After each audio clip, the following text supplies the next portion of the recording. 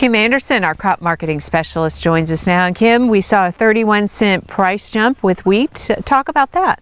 Well, we had two USDA reports come out this week. They came out with the planting or the seeded acres, and they came out with the crop conditions reports. Why don't we have an overview of those, starting with the planted acres? I think that was good news for the wheat industry. You look at all planted acres; they were down about 3% at 54.4 million acres, compared to 57.1 last year. Winter wheat acres were down 4% at 40.8 million acres, 42.4 last year, and hard red winter wheat acres were down 3%, 29.6 million acres compared to 30.4 last year. I think that's good news price-wise, and we saw a little bump from that.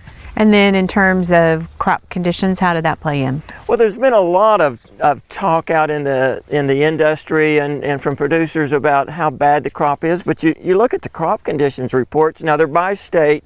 We'll get an all-state report coming out this next week, but Colorado, good to excellent ratings, 58% this year compared to 12% last year. You got Kansas, 39% good to excellent compared to 32 last year. You got Oklahoma, 44% good to excellent, 17% last year, and Texas 55% good to excellent versus 11% last year. So you look at those numbers, you've got significantly better crop conditions this year than last year. You remember last year the production was 738 million bushels for hard red winter wheat. Our average is 893. That price jump you mentioned, what do you think prices will do now? Well, if you're looking at what's going on, I think another thing that I didn't mention was that dollar index, the value of the dollar relative to other currencies. That's been coming down just ever so slightly, and that's positive. That Kansas City July contract up 23 cents. It's got resistance at 580.